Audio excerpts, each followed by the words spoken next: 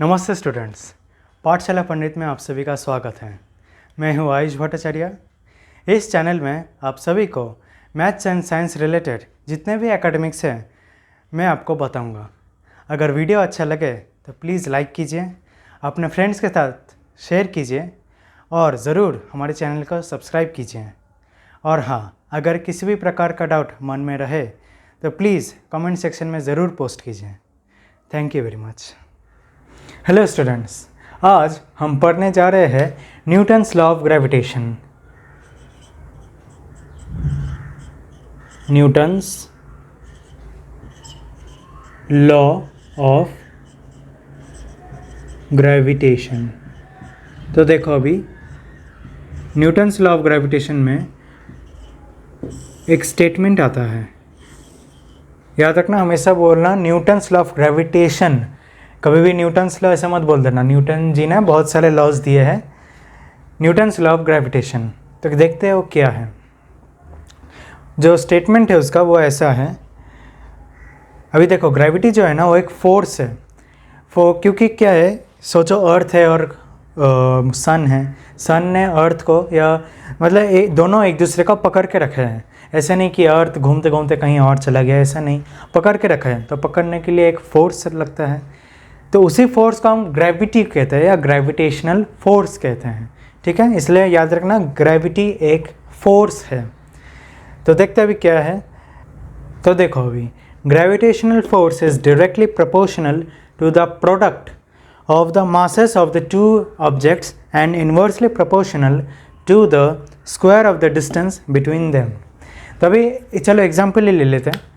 सोचो ये है अर्थ,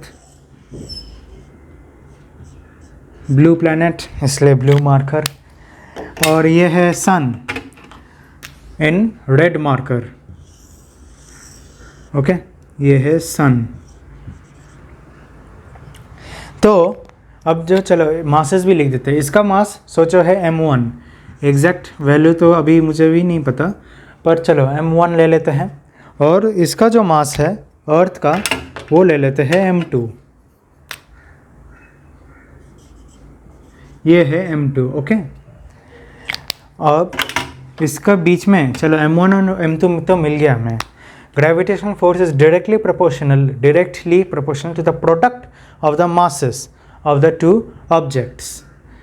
तो क्या हुआ, force directly proportional to product m1 multiplied by m2। ये पहली बात तो हुआ। दूसरा क्या बता रहे हैं इन लोग, product of the masses of the two objects, ये दो ऑब्जेक्ट्स हैं, and inversely proportional to the square of the distance. तो पहले डिस्टेंस निकालते हैं। ये डिस्टेंस कैसे निकालते हैं, देखो दो ऑब्जेक्ट्स है, सोचो राउंड ऑब्जेक्ट्स है, स्फेरिकल ऑब्जेक्ट्स है, तो उनके सेंटर्स ज्वाइन कर देना है। जैसे सन का सेंटर ये हो गया, ओके, अर्थ का सेंटर ये हो गया, ज्वाइन कर दो। तो ये जो लाइन है इसका जो लेंथ है ये है इन दोनों के बीच में का डिस्टेंस। याद रखना, डिस्टेंस ऐसे नापा जाता है, ऐसे मत मेजर करना कि यहाँ से यहाँ तक का डिस्टेंस बस इतना सा नहीं। Centre to centre is the distance. इसे ले लेते हैं हम r। All right, this is r and so f is inversely proportional, क्या दिया है यहाँ पे, inversely proportional to the square. याद रखना, सिर्फ इन्वर्सली प्रोपोर्शनल नहीं, स्क्वायर भी करना है, तो r स्क्वायर। तो फाइनली क्या हो गया, f directly proportional to m1 m2 inversely proportional to r square, ये बन के आता है। अब हमें पता है कि अगर हमें प्रोपोर्शनलिटी का साइन हटाना है तो हम ऐसे हटा सकते हैं। f इज इक्वल्स टू, कोई भी एक लेटर ले सकते हैं कांस्टेंट लिखने के लिए, है कि नहीं, g m1 m2 by r square. कुछ तो मल्टीप्लाई होगा ना यहाँ पे, ताकि ये प्रोपोर्शनलिटी का साइन हट जाए, कुछ तो होगा मल्टीप्लाई, तो हम g ले लेते हैं। ओके, अब g जो है मैं यहाँ पर लिख देता हूँ। g को कहा जाता है कैपिटल जी, हाँ, यहाँ बाद में हमें एक स्मॉल जी का भी देखना पड़ेगा कि वो क्या है, पर अभी के लिए कैपिटल जी याद रखें। कैपिटल जी का मतलब है universal gravitational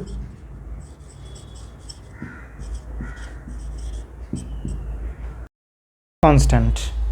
universal gravitational constant जी का जो वैल्यू है कैपिटल जी का वो है 6.67 into 10⁻⁻11 Newton metre square per KG square.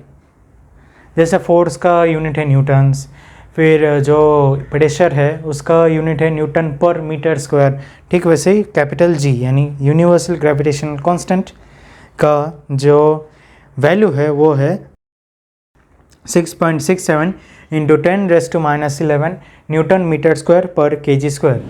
अभी चलो मैं ये भी डिराइव करके दिखा देता हूँ कि ये कैसा आया, ठीक है। चाहे तो मैं चलो इधर ही डिराइव कर देता हूँ, स्पेस जब भी है तो देखो ये फॉर्मूला है F = G m1m2/r², ठीक है। तो फिर क्या मैं ऐसे लिख सकता हूँ कि G = जो है r² को मैंने इधर ले लिया F² डिवाइडेड बाई, अभी मासेस जो है मासेस न्यूमरेटर में है तो जब भी इधर आएगा ये डिनोमिनेटर में आ जाएगा, तो वही मैं वापस इधर से यहाँ ट्रांसफ़र कर रहा हूँ m1 m2। तभी इसका यूनिट्स क्या हुआ है, इसके यूनिट्स है फोर्स का क्या यूनिट है न्यूटन्स, तो मैं ऐसे लिख रहा हूँ न्यूटन, एक ही फोर्स है तो एक ही न्यूटन होगा। आर का स्क्वायर है, ठीक है, आर का स्क्वायर है तो आर का स्क्वायर अगर हुआ तो उसका यूनिट्स का भी हम स्क्वायर लेंगे, तो डिस्टेंस का यूनिट्स क्या है मीटर्स है, करेक्ट, न्यूटन मीटर स्क्वायर। चलो यहाँ तक आ गया। अभी समझ गए होंगे कि ये मासेस है, मास 2 बार लिया है मतलब मल्टीप्लाई किया है हमने। मास अगर मल्टीप्लाई किया है तो उसका जो केजी हो गया केजी इंटू केजी होगा, of course KG into KG, और वो भी डिनोमिनेटर में है तो divided by KG into KG is equals to KG squared, so KG squared newton metre square per KG squared. This is the unit, this is the value. याद रखना ये चीज़, ये हमेशा दिया नहीं रहता है एग्ज़ाम में, ये याद करके रखना पड़ता है। 6.67 into 10⁻⁻11 Newton metre square per KG squared. अभी हम देखते हैं कि ये ठीक है, हमें मास तो समझ आ गया कि m1 और m2 कैसा हो गया। चाहे तो मैं इसका एक फीलिंग भी दे देता हूँ कि हो क्या रहा है, m1 m2 और r² क्यों ले रहे हैं। तो देखो मैं 2 एग्जांपल देता हूँ। सोचो एक अर्थ है और एक मून है, बीच में जो डिस्टेंस है वो तो है ही। अभी हमने मून के जगह ले लिया एक छोटा सा पत्थर, छोटा सा, इतना छोटा सा एक पत्थर हमने उधर रख दिया, तो फिर बीच में का जो ग्रेविटी का फोर्स है, जो खींचाव है, जो ग्रेविटेशन पुल है, फोर्स है, कुछ भी कहो, जो फोर्स है अभी के लिए मान लेते हैं, वो कितना होगा। क्या वो पहले जितना था चांद पर जितना अट्रैक्ट कर रहा था उतना ही होगा? नहीं, क्योंकि अब ये छोटा सा एक चीज़ है, उतना खींच कर अट्रैक्ट नहीं करेगा। चांद भी इतना बड़ा था, वो अर्थ को उतना नहीं खींच पाएगा। देखो हमने सुना था ना ज्योग्राफी में कि हाई टाइड्स और लो टाइड्स कैसे आते हैं।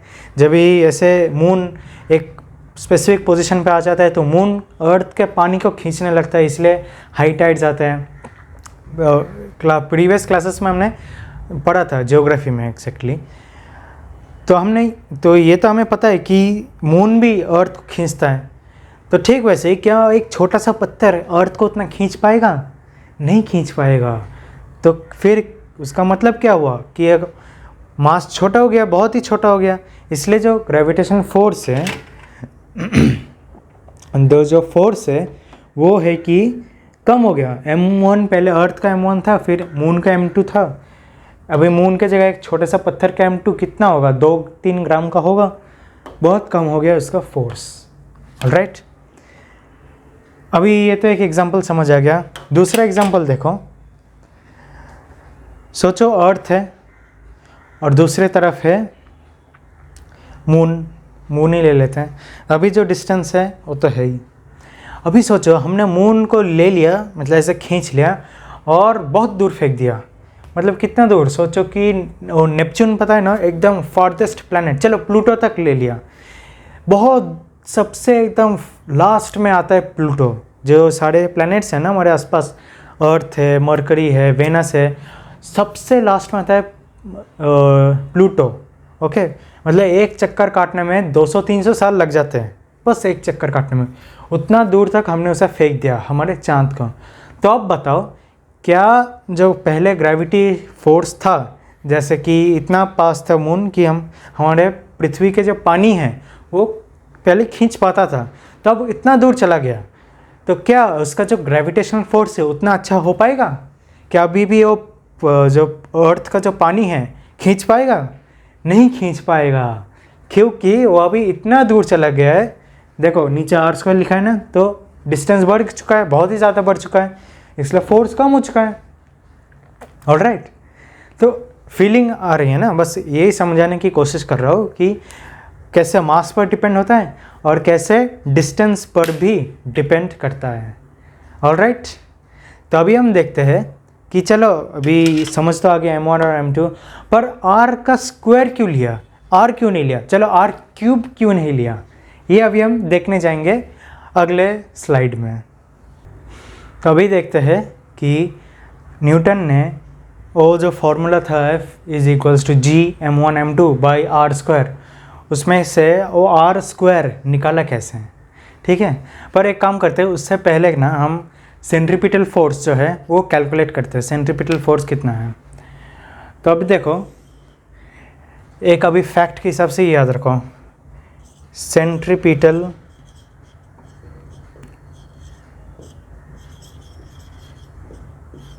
फोर्स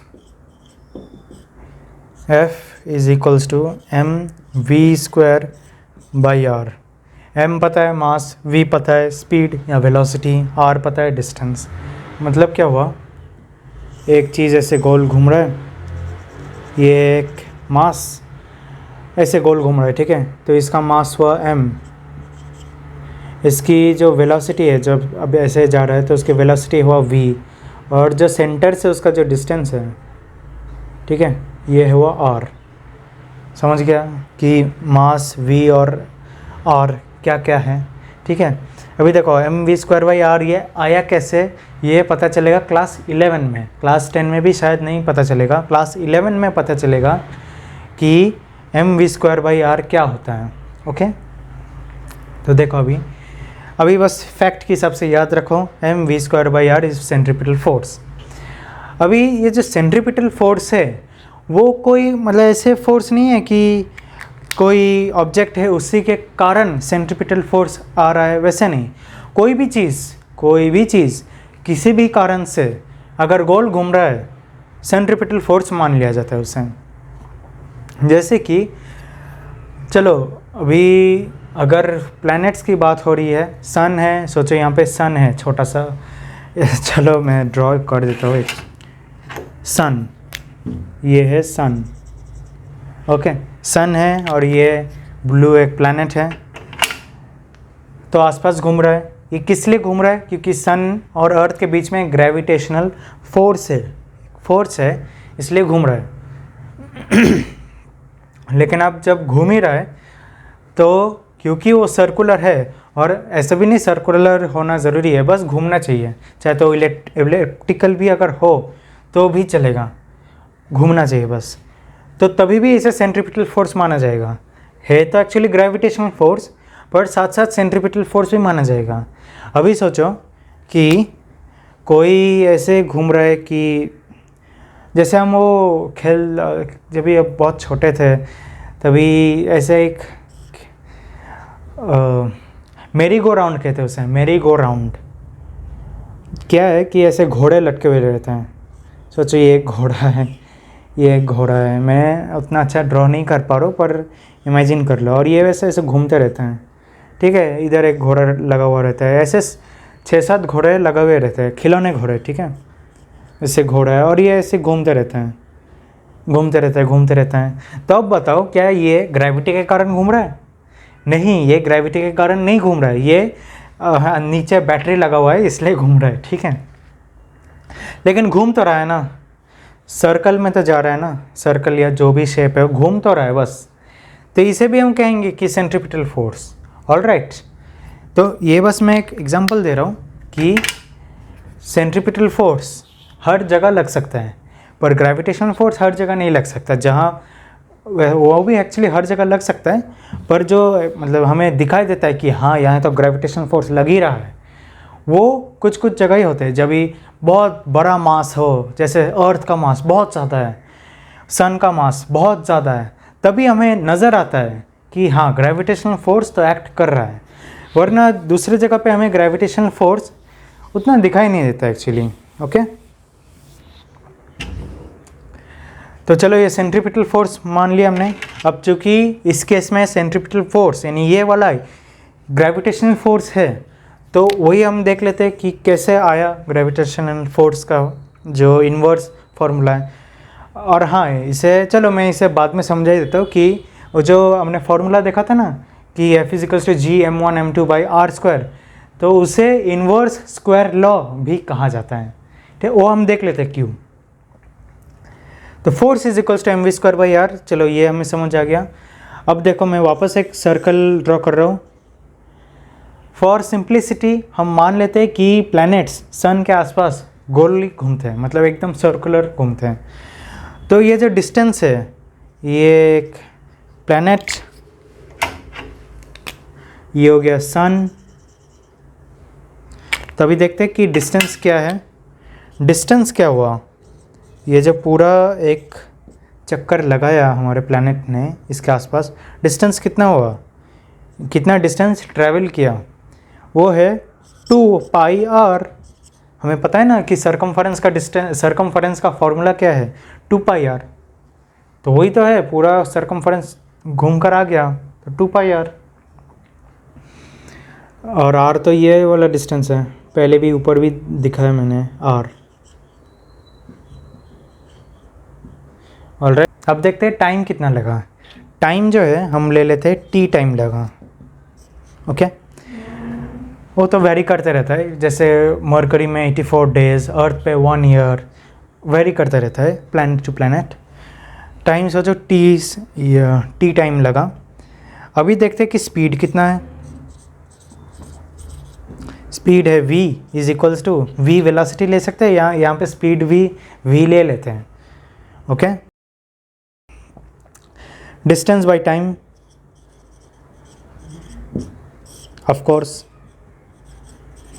बहुत पहले ही देख चुका है हमने ये फार्मूला, =2πr/t। तो ये चीज़ अभी याद रखो कि v=2πr/t है, ठीक है। अभी देखते हैं कि सब्सटीट्यूट करके क्या क्या मिलता है हमें। अब देखो F=mv²/r। ओके, तो v हमें पता है 2πr/t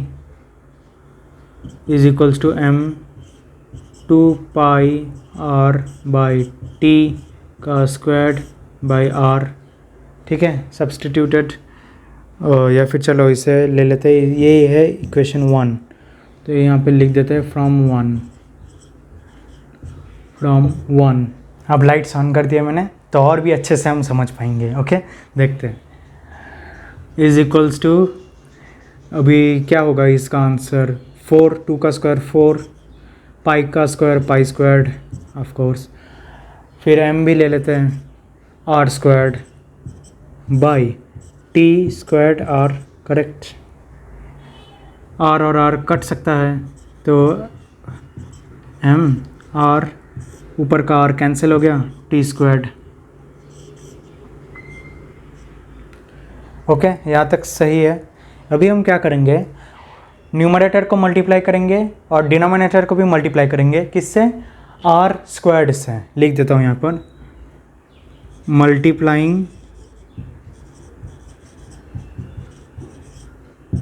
न्यूमरेटर का शॉर्ट फॉर्म एंड डिनोमिनेटर का भी शॉर्ट फॉर्म बाय r²।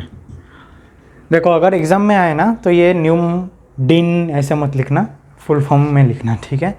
ये मैं समझाने के लिए मैं बता रहा हूँ। So F is equals to 4 pi square m r cube, r और आर स्क्वायर को मल्टीप्लाई कर दे तो आर क्यूब ही आएगा, divided by t square r squared. All right, clear. अभी देखो यहाँ से हम क्या अलग कर सकते हैं कि 4 pi square m by r square, ठीक है। अलग क्या हो रहा है, multiplied by r cube by t squared, ठीक है। अलग कर दिया हमने उसे, यही चीज़ है बस थोड़ा अलग कर दिया। अब ये क्या चीज़ है, ये हमें पता है बाय केपलर्स थर्ड लॉ कि ये कांस्टेंट है। Kepler's third law,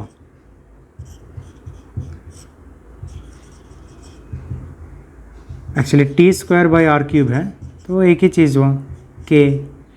so this will be, अगर ये के हुआ तो r cube by t square उल्टा कर दिया, वो 1 बाई के होगा।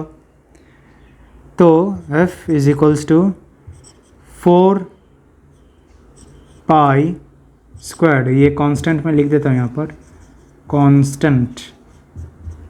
कांस्टेंट मतलब ऐसा कोई नंबर जिसको जो वेरी नहीं होता है कि कभी इसका वैल्यू ये है बाद में इसका वैल्यू कुछ और हो जाएगा, नहीं, कुछ भी हो जाए जीवन में के तो के ही रहेगा, उसका जो नंबर अगर नंबर वैल्यू है वो वही रहेगा, चेंज नहीं होगा, ठीक है।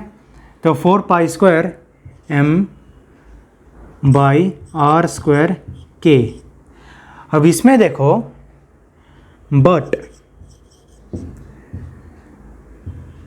4 एक नंबर है, नंबर हमेशा कांस्टेंट्स होते हैं, तो 4 कांस्टेंट हो गया, यानी वो फिक्स्ड है, चेंज होगा ही नहीं। 4 का कभी 5 नहीं होगा, 4 का कभी 3 नहीं होगा। 4 पाई स्क्वायर, ये भी कांस्टेंट है।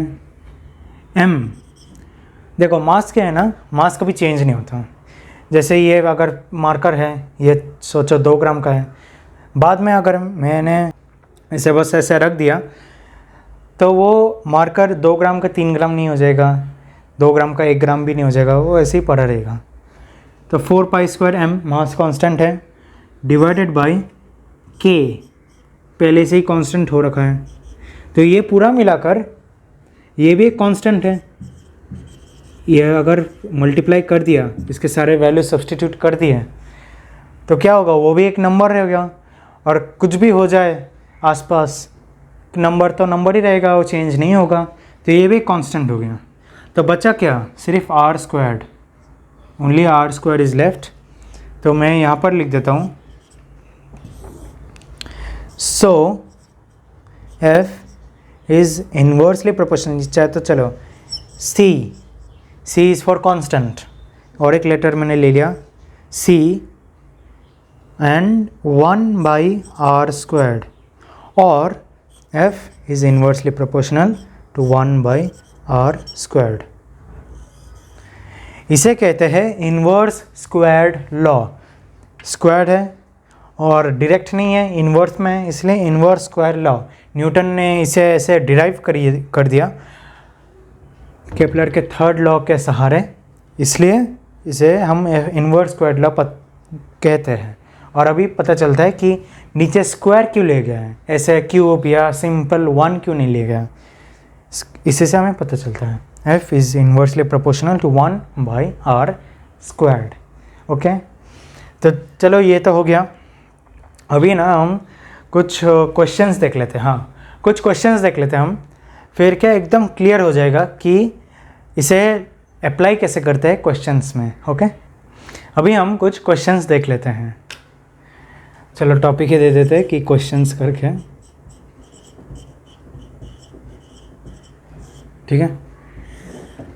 तो क्वेश्चन जो है वो तो स्क्रीन पर आ ही रहा होगा। Mahendra and Virat are sitting at a distance of 1 metre from each other. their masses are 100 kg and 200 kg respectively. What is the gravitational force between them? तो अभी देखो, सबसे पहली बात जो हमें लिखना है इन एग्ज़ाम पेपर वो ये है कि गिवन क्या क्या है। गिवन यानी हमें जो पता है पहले से ही, तो क्या पता है हमें, दोनों का बीच में का डिस्टेंस क्या दिया गया है, 1 metre. So r is equals to 1 metre ऐसे लिख दो।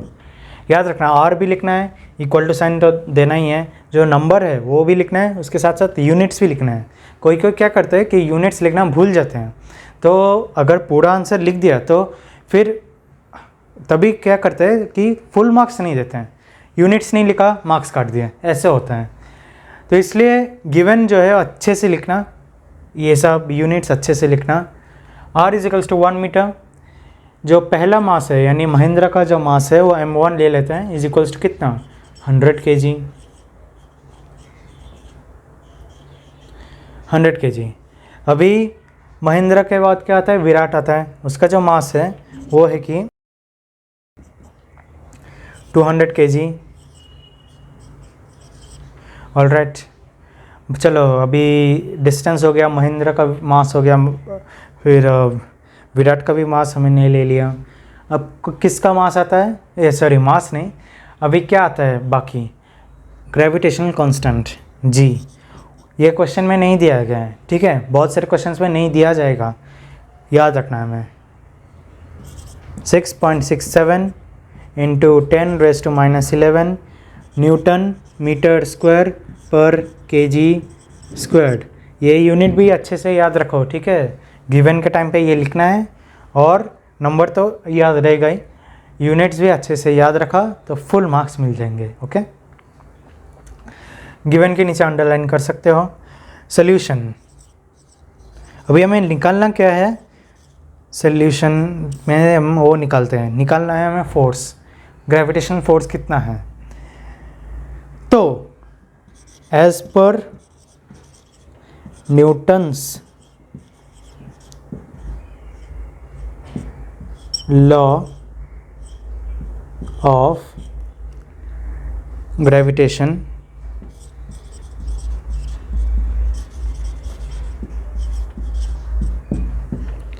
एज पर न्यूटन्स लॉ ऑफ ग्रेविटेशन क्या होगा इसका आंसर? इसका answer I mean the formula, okay, not directly the answer. So F is equals to G m1 m2 by r squared. देख लिया हमने कैसा आया है। ओके, अभी सब्सटीट्यूट कर दो, इज इक्वल्स टू G कितना है, 6.67। यहाँ पे अभी यूनिट्स लिखने की ज़रूरत नहीं है, डायरेक्टली लिख सकते हो, 6.67 इंटू 10⁻⁻11। ओके, m1 है 100 kg। अच्छा हाँ, और एक बात, 100 kg, सॉरी kg लिखना ज़रूरी नहीं है, सिर्फ नंबर्स ही चलेंगे।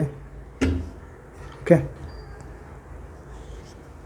ओके, 100 kg मत लिखना। अभी देखो, अगर सोचो ये 100 kg के जगह लिखा रहता कि 1 लाख ग्राम, ऐसे नहीं लिखा रहेगा, पर सोच लो, बस सोचो 10 ग्राम लिखा हुआ रहता, तो यहाँ पे क्या 10 ग्राम लिखते हैं? नहीं, हमेशा SI यूनिट्स में ही गिवन लिखना है।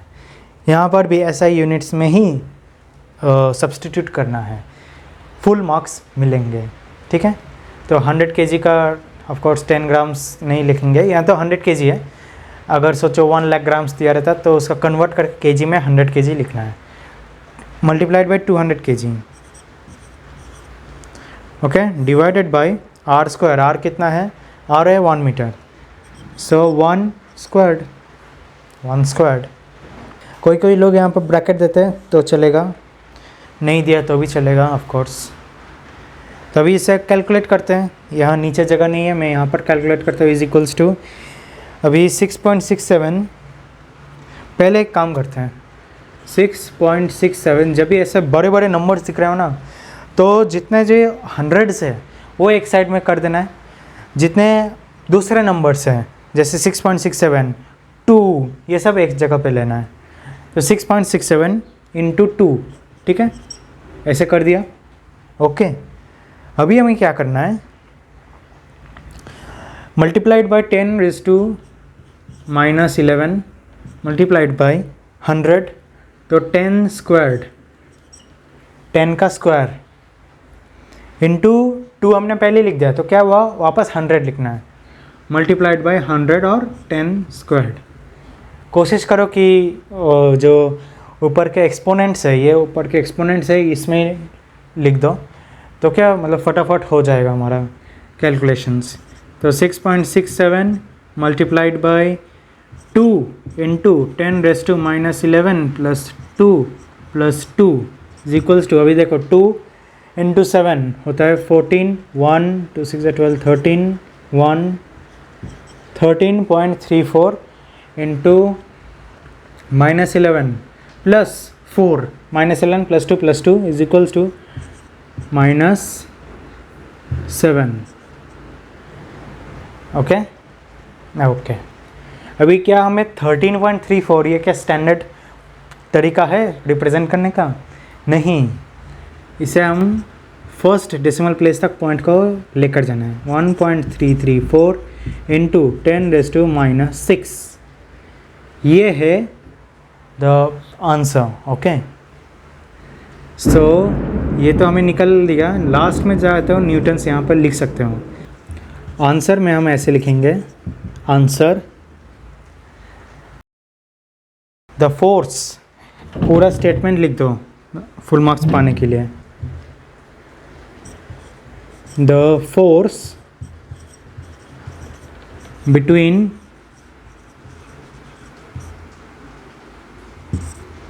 Mahindra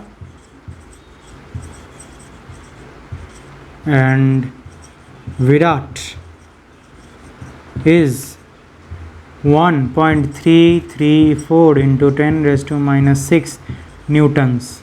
याद रखना लास्ट में ये आंसर का स्टेटमेंट लिखना ज़रूरी है, वैल्यू के बाद यूनिट्स लिखना ज़रूरी है। यूनिट्स भूल गए, 1 मार्क कट हो गया, ठीक है, अंडरलाइन। अगर इस तरीके से हमने लिखा ना, टीचर्स गारंटीड फुल मार्क्स देंगे, बस कैलकुलेशंस करेक्ट होनी चाहिए। ऐसा नहीं कि अभी देखो, अगर कैलकुलेशंस करेक्ट नहीं हुए फिर भी स्टेप्स के मार्क्स तो मिल ही जाते हैं। तो ध्यान रखना कि अगर फुल मार्क्स चाहिए तो कैलकुलेशन तो करेक्ट होना ही है, प्लस ये सारे जो फॉर्मेट है वो फॉलो करना है। ओके, नेक्स्ट क्वेश्चन देखते हैं अभी। In the above example, assuming that the bench on which Mahindra is sitting is frictionless, starting with 0 velocity, what will be Mahindra's velocity of motion towards Virat after 1 second? Will this velocity change with time and how? तो चलो अभी इसका answer देखते हैं। क्या लिखना है पहले? गिवन। गिवन क्या क्या है देखो, फोर्स हमें पता है, फोर्स क्या था, 1.334 इंटू 10⁻⁻6 न्यूटन्स। यूनिट्स लिखना है, ठीक है, गिवन के टाइम पे यूनिट्स लिखना है। अब क्या लिखना है हमें, हाँ टाइम, टाइम हमें दिया है 1 सेकेंड, ऑलराइट 1 सेकेंड।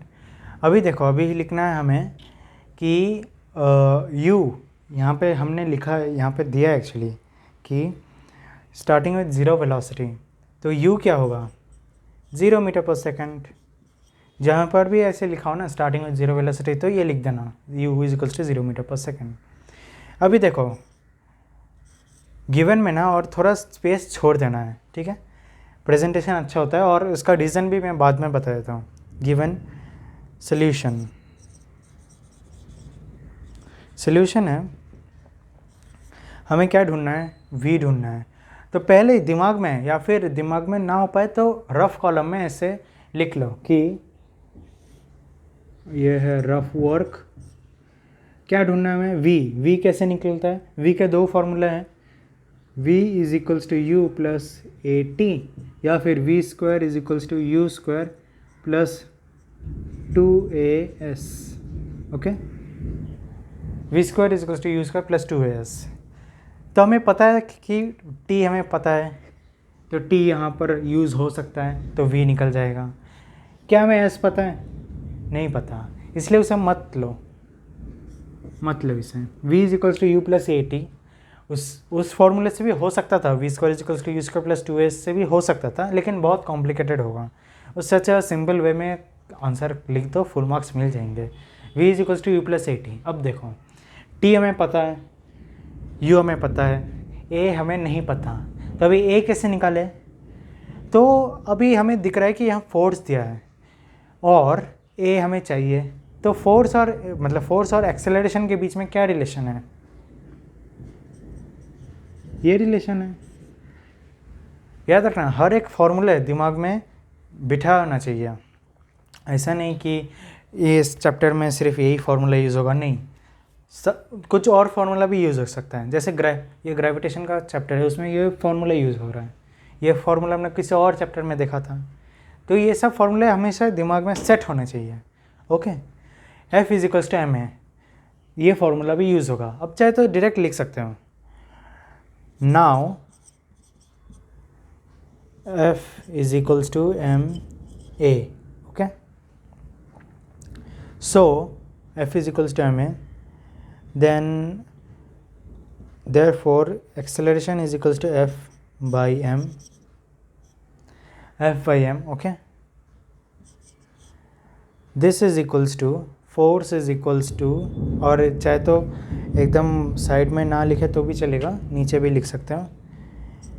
अभी फोर्स हमें पता है 1.334 इंटू 10⁻⁶ डिवाइडेड बाय मास, किसका? महेंद्र का मास।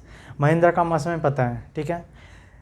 तो यहाँ पर तो हमें लिखना ही है, प्लस गिवन में भी हमें लिखना है, इसलिए मैंने बताया था कि स्पेस छोड़ दो, बाद में हम ऐड ऑन कर सकते हैं। मास कितना था? 100 kg,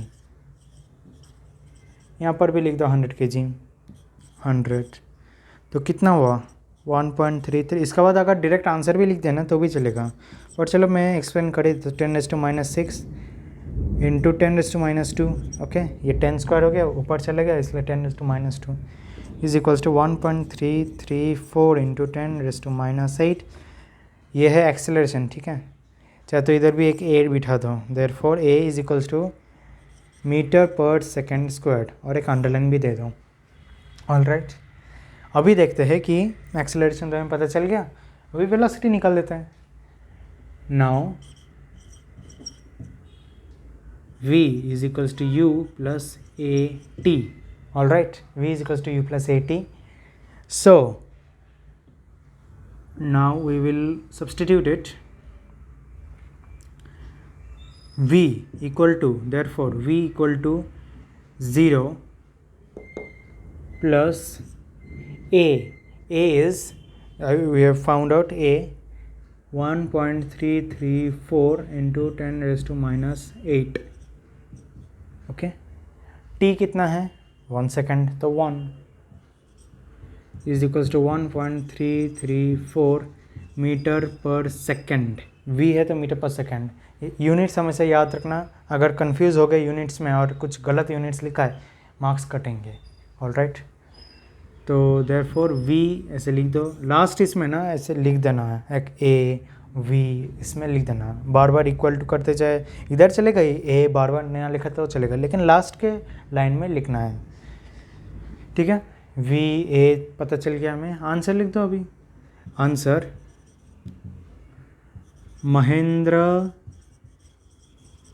महेंद्र's velocity will be 1.3, okay, यहाँ पर एक मिस्टेक हो गया, 1.334 इंटू 10⁻⁸, ओके, इंटू 10⁻⁸ मीटर/सेकेंड, 4 इंटू 10⁻⁸ मीटर/सेकेंड। ऐसे छोटी छोटी गलतियाँ नहीं होनी चाहिए, अगर नहीं हुआ फुल मार्क्स मिल जाएंगे, ओके, फुल मार्क्स।